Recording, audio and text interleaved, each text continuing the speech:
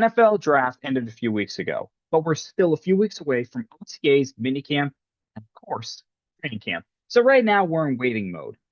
And recently I did a story for Roundtable on the state of the Washington Commanders roster. I decided to turn that into a video as well. So let's take a look and see how the Washington Commanders roster looks before training camp. What's going on, guys? Dick's Report here. Back to another video. And as I mentioned, we're going to talk about the Commanders roster and just go through position by position how they are stacking up going into this season. Now, I'm not going to do any rankings like where I think do they have the best at certain positions or anything like that. I'm just going to talk about how comfortable fans should feel with these positions going into the season. And of course, I have to talk about the quarterbacks. Now, before I do, I just want everybody to know I'm on allots.com. And for those of you that have never been on this website before, if nothing is bolded, these are players that were on the team the previous year. Everything bolded is new players. Now, as you can tell, gold is free agency or trade acquisitions. Purple is going to be a rookie draft pick. Aqua is undrafted free agents. And the ones that are red are guys that are injured at the moment. So just wanted to make that clear. And let's jump right in into these quarterbacks. Now, as we can see, Jaden Daniels, Marcus Mariota, no change from last year. Where the change is going to come is there going to be somebody behind them? Last year was Josh Johnson. He is no longer there. And you have Sam Hartman, who is going into his kind of third season in the league. He's been in and out of practice squads throughout his first couple years in the NFL. And then they drafted Ethan Kalimaeus. I'm hoping I pronounced that right. Sorry if I didn't. They drafted him in the 7th round out of Rutgers. So they're going to be battling for that number 3 quarterback spot if the Commanders decide to keep a third quarterback on their roster. Now with Jaden Daniels, we know about the injuries, and the same thing with Marcus Mariota.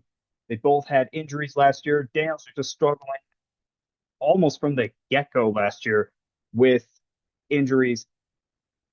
Look, if he's healthy, he is at worst a solid starter in this league. That is him at his very worst. At his best, he might be a top 5 quarterback. Okay. That's where Jaden Daniels is. If he is healthy, you are comfortable with him as your quarterback. Me saying solid starter at the worst is probably me being conservative at this point because Jaden Daniels is just one heck of a talent at the quarterback position. He is so good when he is healthy and when he is on. So you have to be comfortable about Daniels when he is healthy. Marcus Mariota, to me, is one of the top backups in the NFL. You are comfortable with him. If you have to put him in for a game or two, he's been a starter. He knows the system. You have to be comfortable with where the Commanders quarterback position is if they stay healthy. That's the key. If they stay healthy, the Commanders should be fine at quarterback. Now, what about the weapons around Jaden Daniels? Well, we're going to start with Ja'Cory Merritt at running back because he was the only running back under contract when free agency began. And the Commanders did a lot of work at that position because they had to. They re-signed Jeremy McNichols, signed Ricard White from Tampa Bay and Jerome Ford from Cleveland, drafted Katron Allen out of Penn State, and then signed Robert Henry Jr. as an undrafted free agent. Now, Ja'Cory had a wonderful rookie year. For a 7th round pick to have over 800 yards and probably be a team's best offensive player at the end of the season, it's pretty impressive. So he should be the starter going into the season. Ricard White, I think, is a wonderful number 2 back for the Washington Commanders. He never rushed for 1,000 yards at Tampa Bay, but he had a good number of seasons as their running back. Jerome Ford had an 800-yard season. While he hasn't been able to recapture that glory when he rushed for that, still a pretty solid addition to this lineup. Katron Allen is definitely one to keep an eye on. I mean, he was just a monster at Penn State. I can't believe he lasted till the 6th round. This could be a steal for them. Jeremy McNichols, definitely a solid back to have there. And you never know what's going to happen with undrafted free agents. Robert Henry Jr., if he impresses, could he make the roster? I don't know. It just depends on how many running backs Washington wants to keep, whether it's 3, whether it's 4. I doubt it's going to be 5. So don't expect all of them to make this roster. You never want to expect that. But definitely a solid group no matter how it shapes up after training camp and the preseason. Definitely a solid group, and I do like this running back room. All right, we're going to move on to the receiving core. And right now, the starting receivers are Terry McLaurin, Luke McCaffrey, and Antonio Williams that the website has. For Williams, he is a third round pick. Could he start right away? Possibly, yes, but it is tough for guys that are going into their first year of third round picks to start day one. Could Williams do it? Absolutely. He's a very talented player. Luke McCaffrey hasn't really distinguished himself as a impact receiver just yet. Could he be due for a breakout this year? You never know. Terry McLaurin is one of the more underrated number ones in this league. However, he was hurt last year and he's going into his 30s.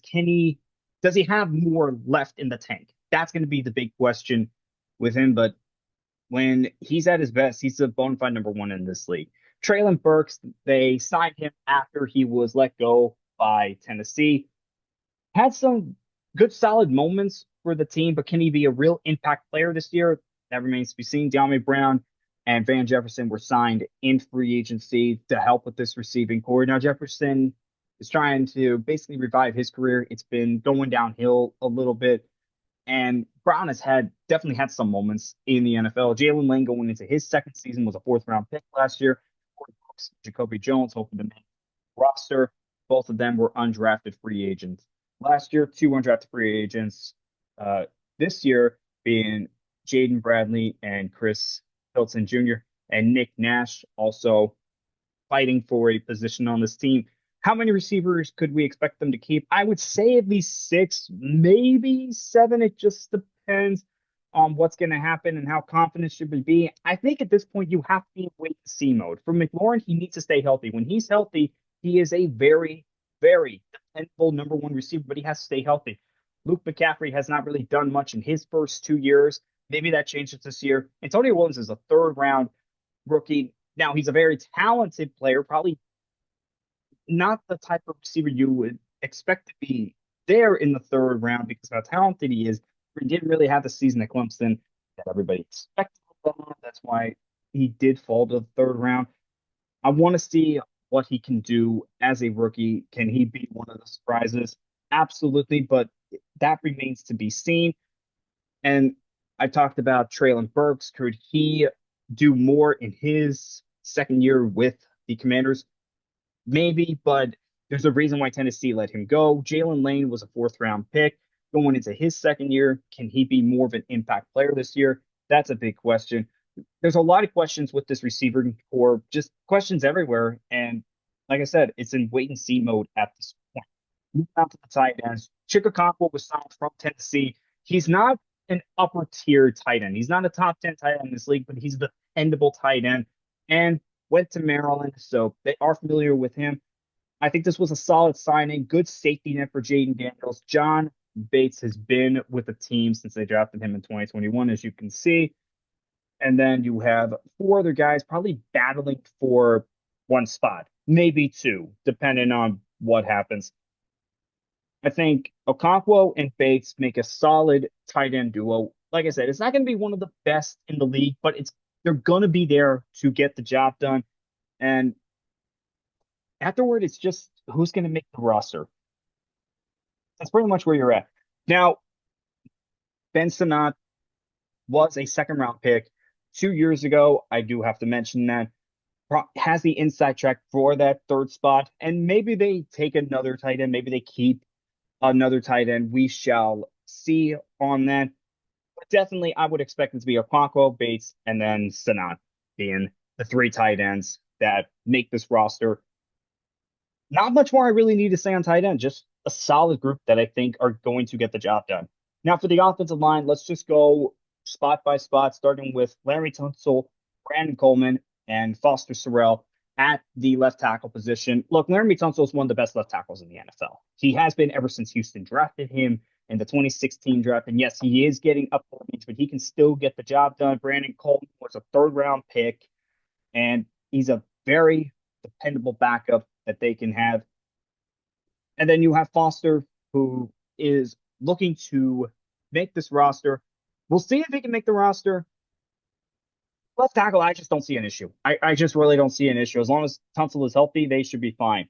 Moving on to the left guard spot, you have Chris Paul, who started 15 games for them last year. They re-signed to a 1 year, $3 million deal. Timothy McKay, who was an undrafted free agent last year, and then an undrafted free agent from this year is Noah. Chris Paul, I would expect him to be the starter again, but I would think that Washington would have him on a very short leash if he doesn't perform up to the task. That we shall see. Moving on to center, we have Nick Olengeti. I'm hoping I said that right. Along with sixth-round pick Matt Goblin, Julian Good Jones on in and out. Look, Nick, they signed him from Kansas City. I believe it was last year when they signed him. And not much more I really have to say on him. He's just a very solid center. Honestly. Moving on the right guard, you have Sam Cosme, Andrew Wiley, and Tyler Cooper. Wiley had been a starter for a long time. Now he's the backup behind Sam. Dealt with injuries last year. He did deal with injuries. However, he's a very solid offensive lineman. And if he's healthy, I don't think Washington's going to have a problem at the right guard position. And then moving on to right tackle, you have Josh Conley Jr. along with Trent Scott and Salah rounding out that group. Josh Conley, you're expecting a lot from him this year, which makes sense because he was a first round pick from 2025. Would expect this to be a breakout season for him. With the offensive line, I feel like if they can stay healthy, really stay healthy for most of the season, the offensive line remains intact. They should be able to protect Daniels and open up holes in the running game. I'm not going to say very confident. I'm just going to say confident enough in this group. That's all I'm going to say on that. Again, if they can stay healthy, they should be fine. Look, injuries were really the key reason as to why Washington struggled last year. So guys staying healthy is going to be the key. And it's the same thing with the offensive line. These guys just have to stay healthy. And by the way, I did look it up.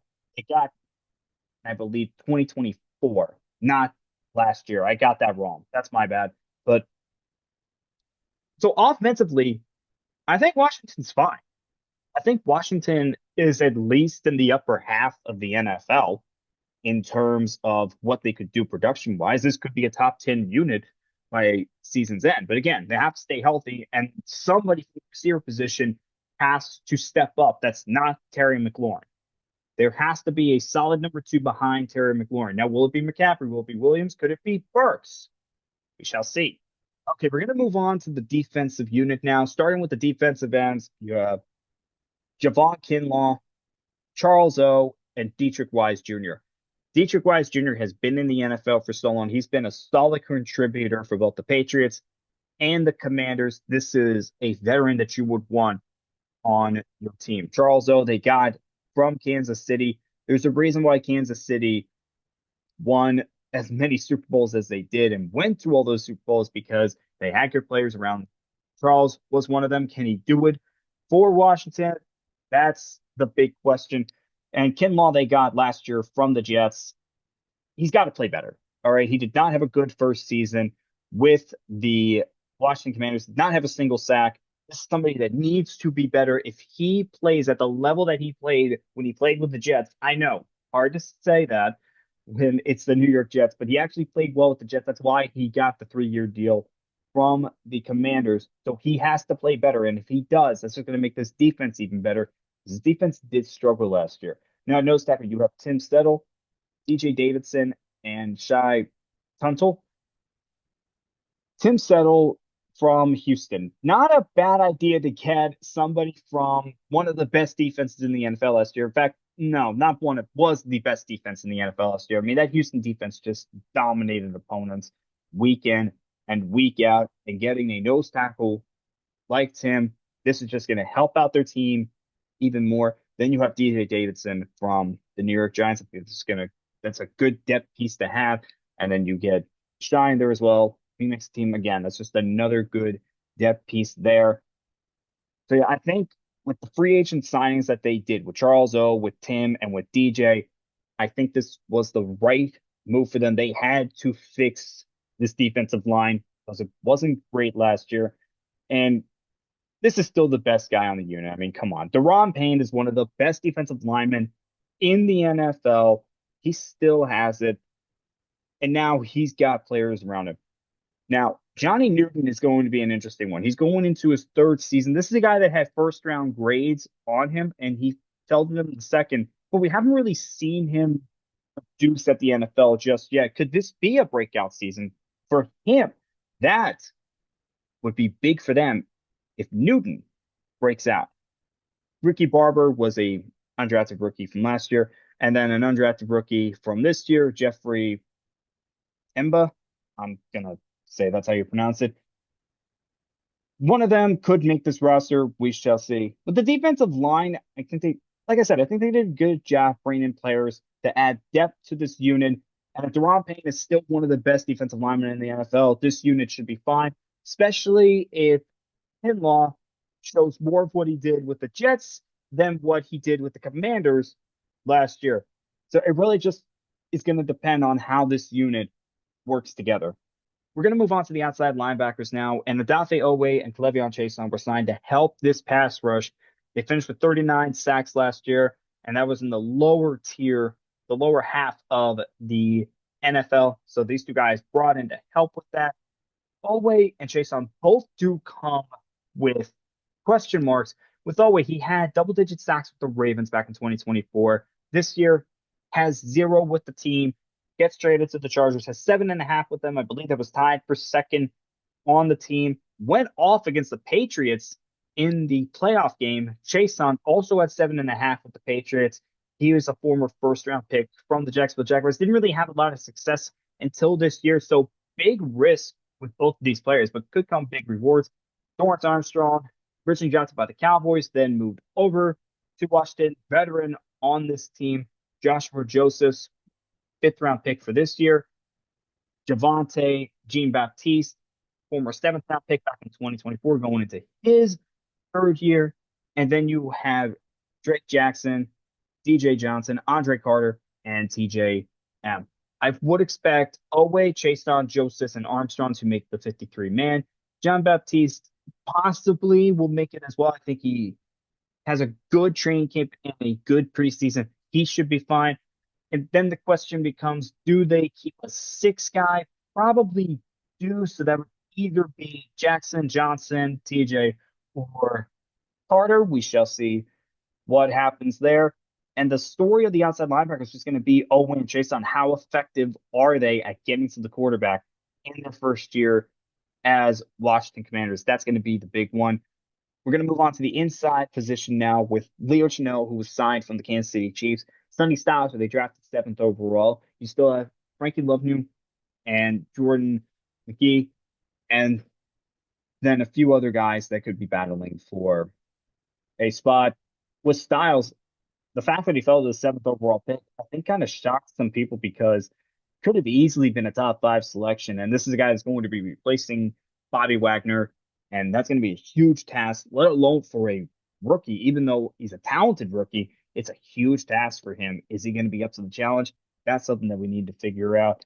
And then you have Leo coming from Kansas City. I just mentioned with Charles O, there's a reason why Kansas City got to, what was it, 5 Super Bowls in 6 years. And part of it was they just had good, solid pieces all around. Leo was one of them. Frankie, he's been with the Commanders, I believe, the past 2 seasons. Been a solid player. Jordan, former fifth round pick. The linebacker position is really going to depend on new faces because, as you can see, 4 new faces at the linebacker position. All of these guys going to be starters. So that is going to be big for them. And how they play early on is definitely going to tell the difference on this team. It's definitely one to keep an eye on. Getting away from the front seven and moving on to the secondary, we have Trey Amos, Michael S., and Amek Robinson at the corner spots. These are probably going to be the two outside and the nickel guy going into week one, barring injury. But this should be how the starting lineup looks at the corner spot. Witherspoon, they sign from the Los Angeles Rams, probably going to be the top guy for both the outside spots. You have Trey Hawkins, who was looking to make the 53 man. Tyler Owens got some time last year due to all the injuries.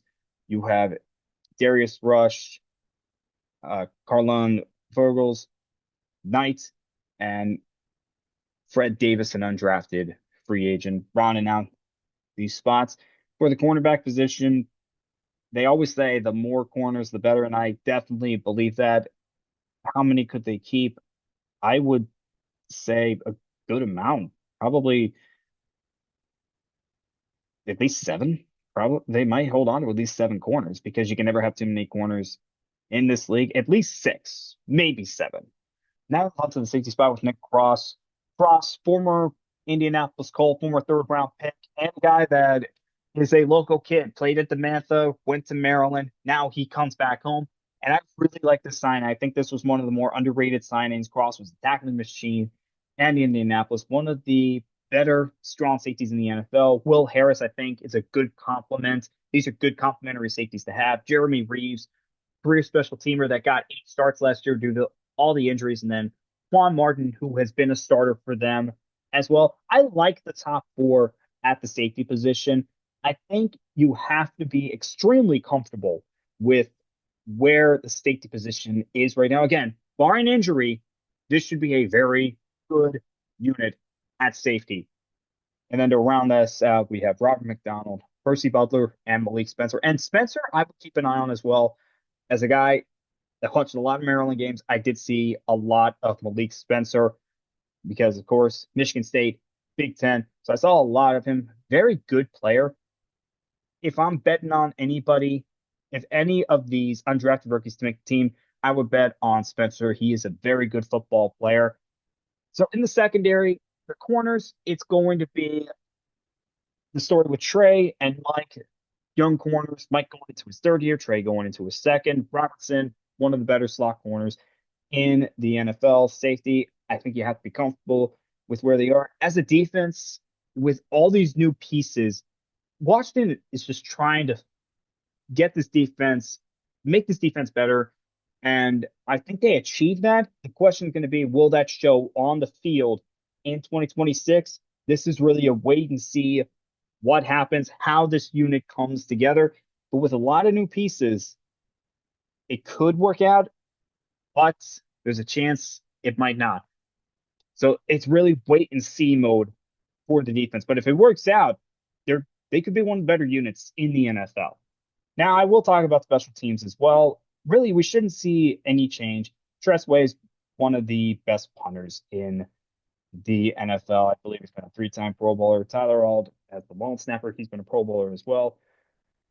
Jake Moody practically saved his career after the Commanders picked him up after he was let go by Chicago. Got let go by two teams last year and performed well as a Commander. Yes, they signed Drew Stevens, who could make things interesting, but this is definitely Moody's spot to lose.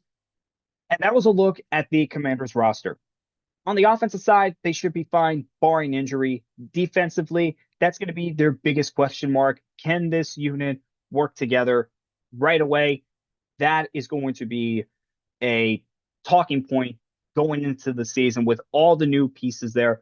And special teams should be one of the better special teams unit in the NFL. Let me know what you guys think of the Commanders roster. As always, I'll see you guys next time.